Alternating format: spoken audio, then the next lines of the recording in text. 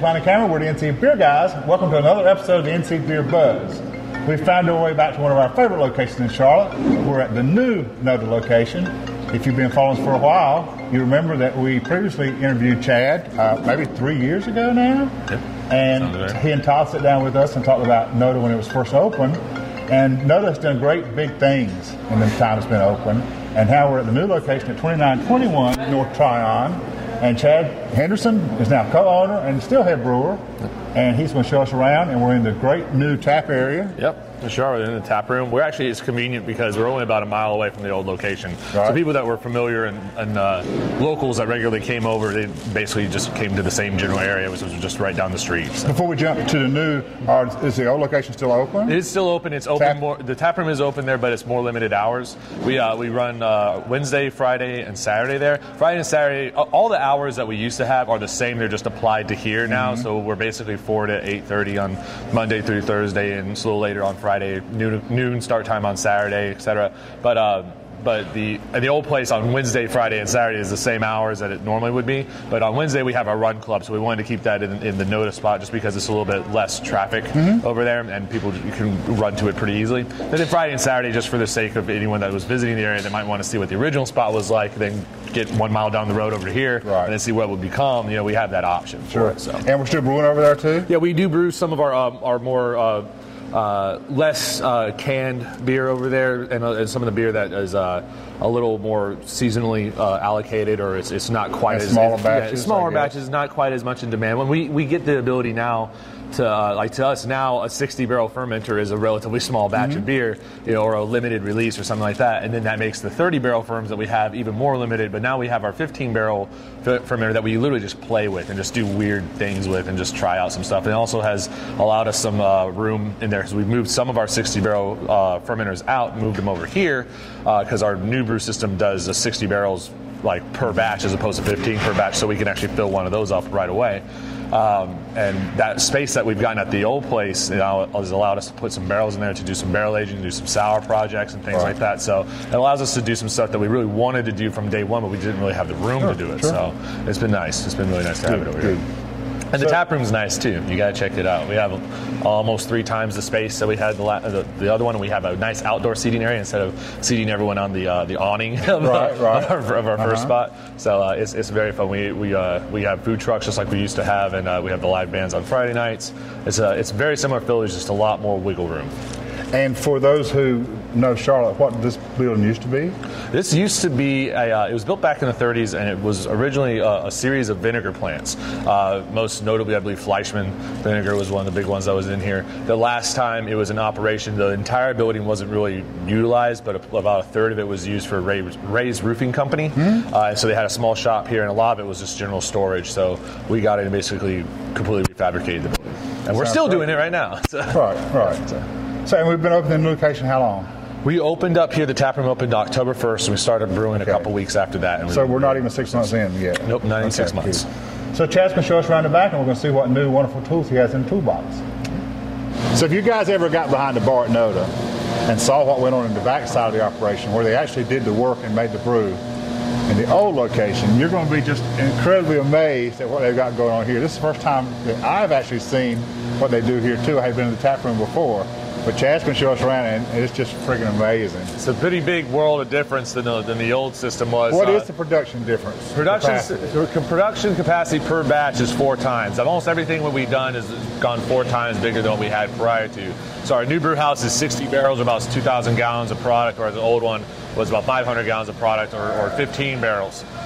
So what would take us all day to brew 4 batches to make 60 barrels worth over at the old place, which was like a 16 to 20 hour day, we can knock out in 1 batch over here. So we really have a much higher capacity for it. Now our current capacity is limited mostly by the state's self-distribution law for 25,000 barrels. But if we had the full place stocked out with our tanks, most of our tanks, our main production tanks here are 240 barrel fermenters. So once again, brewing 4 times into everything.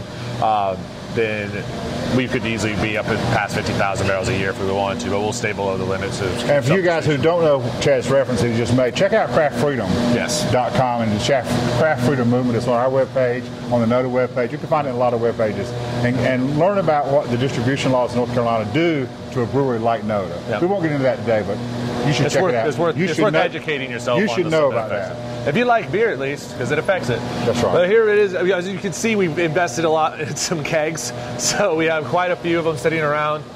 We will be actually getting another separate storage area, more than likely, that will help clear out a little bit more space. You can see behind me is the brew house. We'll get up there in a second. I'll go on and show you guys, though, where everything starts. And in the beer world, we have to basically get our grain to start everything out. In the very front of our building, you can't see it from here, but there's 2 large silos out front. Those were housing our base grains. Our 2 main base grains we use at NoDa are English Maris Otter and then American Two-Row. So both of them are stored in those silos out front. So we'll go and show you. Actually, right up here, you can see that hole. That is where we actually still forklift and manually load all of our specialty grains. And behind you in bags and in this other room that we'll go through, there's a bunch of bags that are specialty grains, all of them from Wireman. But we use probably about 18 to 20 different varieties of grain in total. So we do have a lot of specialties that we'll throw together. So let's go on this way. I'll show you where that comes into play.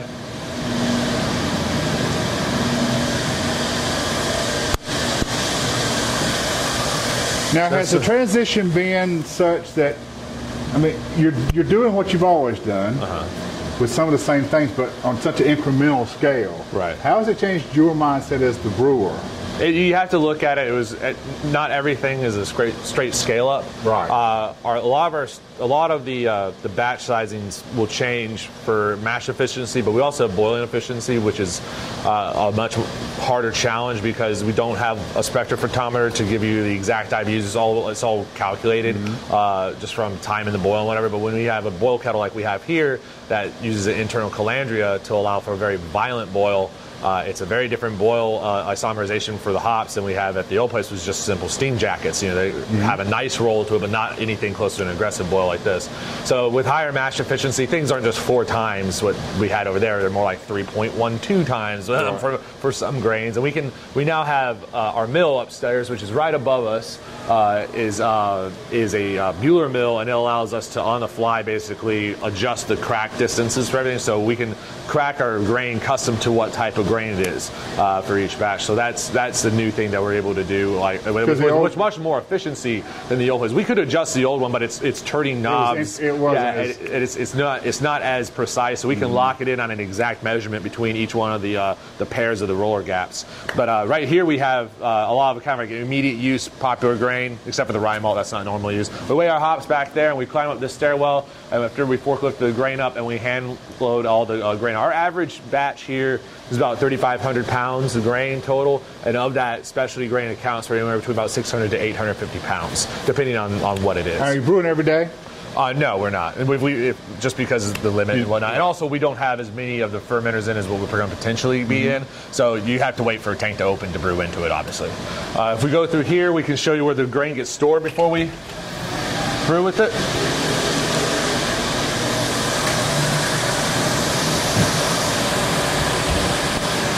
It's like walking underneath a submarine in this brew system. This is our grist case. Sorry for the echo. So basically this will hold our 3,000 to 4,500 pounds of grain in it. The mill is directly above that. It gets stored in here and weighed out and displayed for us on our system screen up there. And then basically this is our feeding system, which is called a cable vey. Basically it's a series of cups and cable that go in a very tight cyclical fashion around, and then basically scoop the grain out of the grist case and bring it up to send it over to the brew house, to the mash tun. I'll even bang on it with this thing to get the last little bit of grain out. So once the grain is all in there, we are able to brew. So we're all in here, watch your step. There's a lot of ways to trip in here.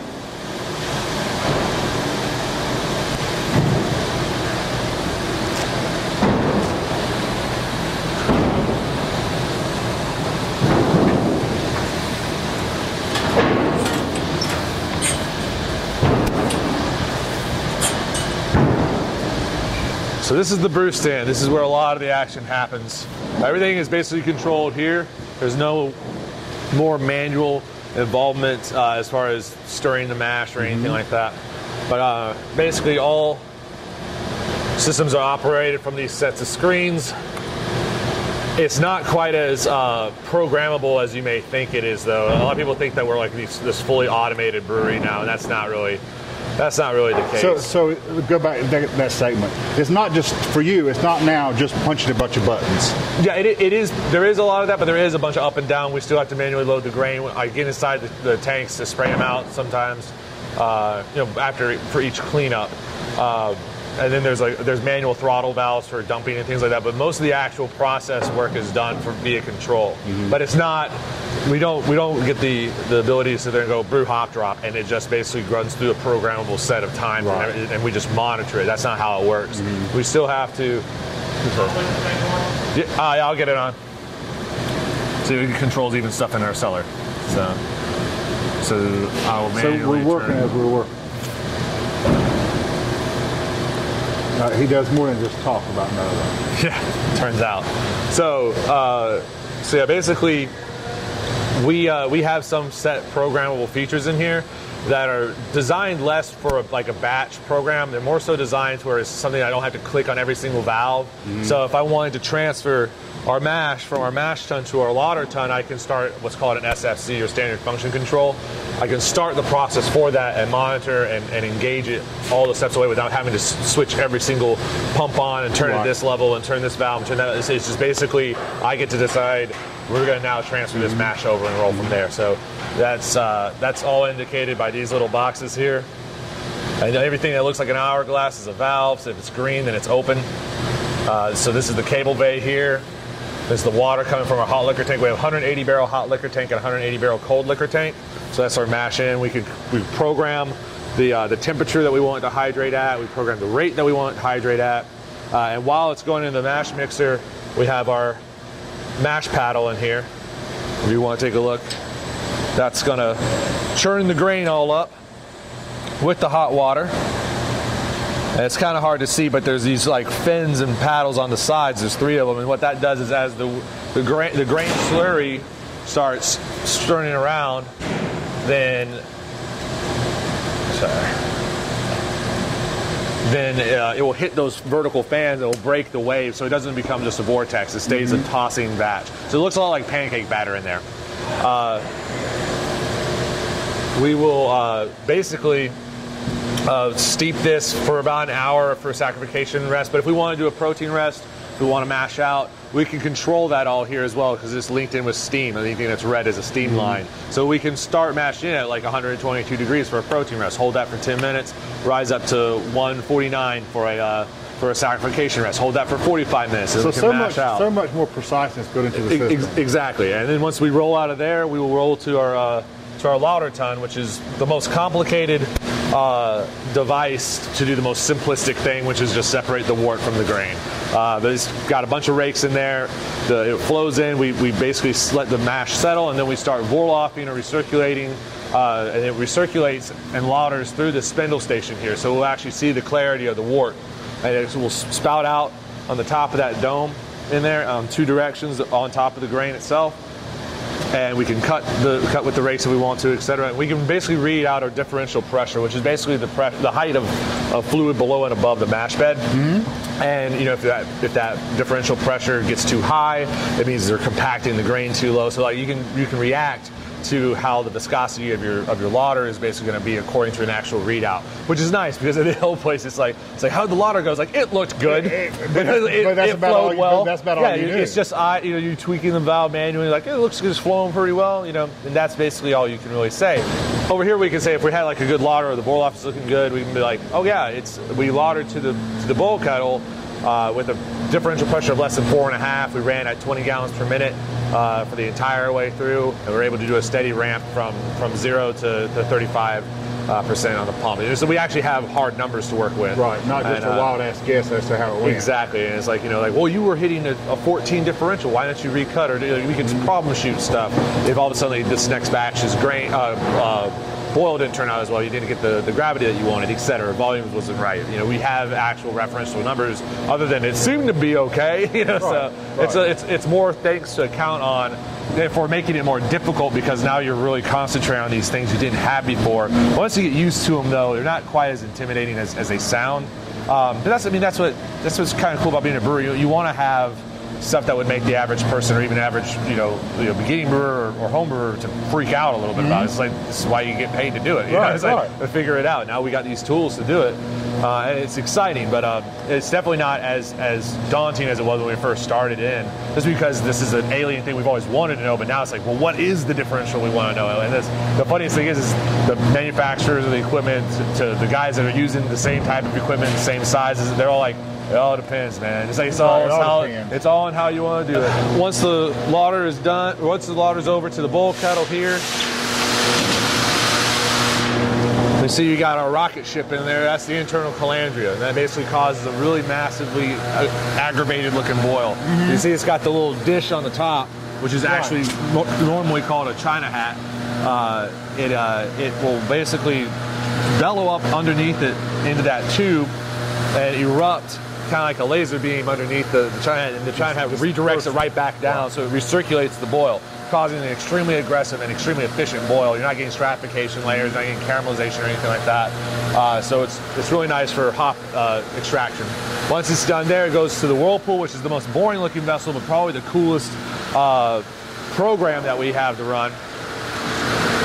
Because this would be a daunting challenge for us at the old place. Because at the old place, we knock out, in this much smaller area. So we turn on our cold liquor pump, and we turn on our wort pump, send it to the fermenter, and we'd sit there and we'd dial a little bit if the temperature was going too high or too low or whatever, and that was basically it. But here we have multiple screens and clicking and button entering, and so that's a little bit more difficult to do. Right. So we have basically 3 exit ports, a middle, a lower, and a bottom one for after the whirlpool settle is done.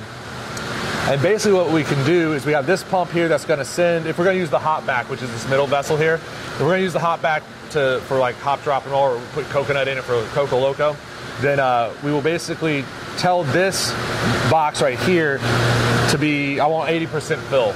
I want it to be full 80% the whole time. While that's going on, I can tell this box here that I want it to be 40 gallons per minute going to the fermenter the whole time. I want it 63 degrees the entire time it's going there. So this pump that's going to be taking the wort and sending it to the hop at, it's going to be working its entire time to make sure that 80% is always filled in it. If it gets close to 80, it dials down on its intensity. That hop back is feeding this pump, which is going to be sending it through the heat exchanger to the fermenter. It's going to be working the whole time to make sure that it's 40 gallons per minute. And while that's happening off screen on this guy, we have our cold liquor pump that's going to be working the whole time to make sure that the 63 degrees is hit. What's cool though is with one increases or decreases, it signals to the other that they are probably going to need to do it as well. So they work together. They sync it together, and we can dial it in within a half a degree and a half a gallon per minute and a 1/4% on fill on everything until you get right to the very bottom, or like you just got to stop it. Right. So it's very cool to know that it's smarter than we are. That's pretty cool. That's incredible. Yeah, and then we can like you've heard me talking with Chad Nance over there.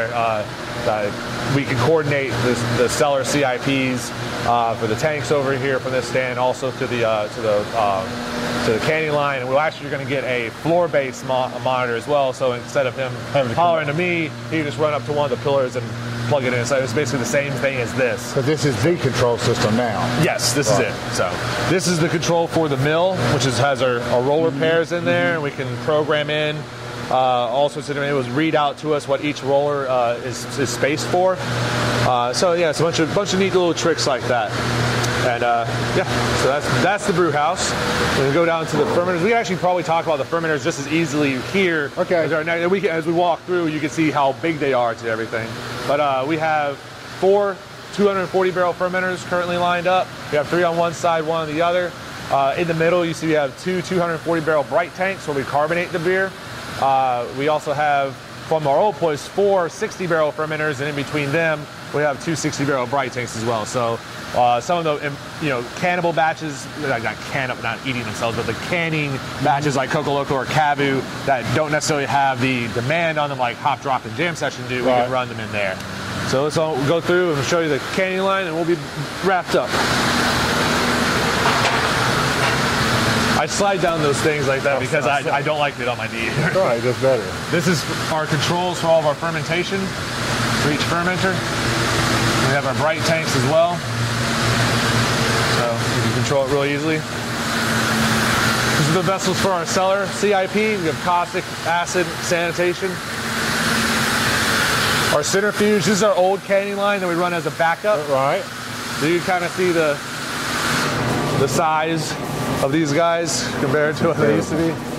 So they're big and squatty. So our hop bag right there, that's what we use to actually dry hop. We actually add hops into it, then fill it with beer, finished beer, and it has a paddle in it that mixes the hops up until they break down into solution, and then we can pressurize it and inject it into the fermenter, so it has less of a dry hopping period because we don't have to wait for the hops to dissolve. They've already been whipped into dissolve. Here's the new canning line. As you can see, it's got its own room dedicated to it as opposed to one small little line. This is the Leibinger canning line. It's got 30 heads. It's designed to run around 140 cans a minute. We still use the 16-ounce can format. That's the filler.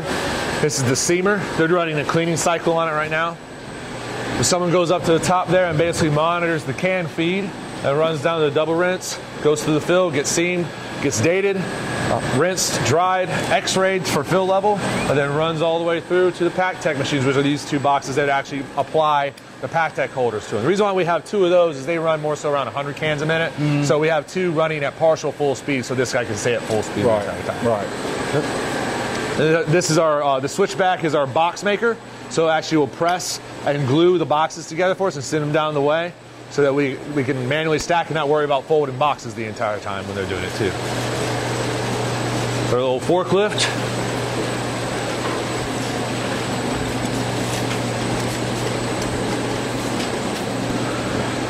We have bathrooms back here. We're pretty fancy. This is our dry storage. This is just for cans and cases and stuff like that to be pulled in. It's nice to have them right here just because it allows us to really quickly get them. One thing we learned a lot from the old place is flow is critically important. Whereas at the old place, we're kind of constantly crisscrossing over each other's paths. As you can see, the beer starts there, gets packaged here, and on the other side of this wall is our cooler. So it's about 2,500 square feet. Once again, right by the bay door where our loading docks are, so the guys can pick them right up without running into anybody else. So this provides not only the tap room, but the actual accounts, as well as conjunction with the 1,200 square foot cooler at the old place, which still does stock beer. And so for our viewers, the tap area where we are starting this tour, these lines on the far corner are feeding the back of that tap handle. That's correct. So your cold area is serving both the front and a back purpose. Exactly. As you can see right outside here too, the big brown silo is where the spent grain goes to. So the lauter tun will actually muck and pump out its own grain. And now, when we were here before, your spent grain was going to local farmers. They still do that? They still, we have two feed cattle. We have two farming groups that come and pick up at both locations actually. Just depending on which location's brewing more beer that week. They're very grateful for it. We're very grateful for the waste disposal. So everyone wins on that. Right. And yeah, so they're all locally based. They're about 20 to 45 minutes out from us. And this long hall, hello Brian. This long hallway was once again additional storage and bricks. There's not a whole lot going on in this one. But that's why you guys realize there's not a glass wall like the old place used to have, because you just basically look into a cooler is all you would see. You come emerging on this side to our Coco Loco themed bathrooms.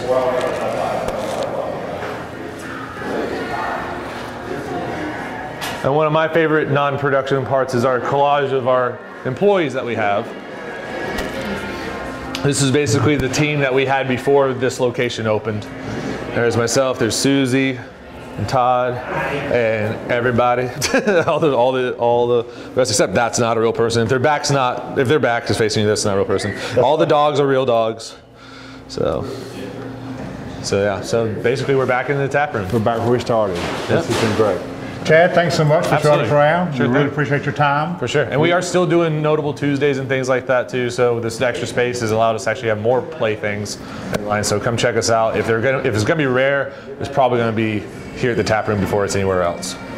Sounds good. And you know, you want some NoDa. Consider yourself notified.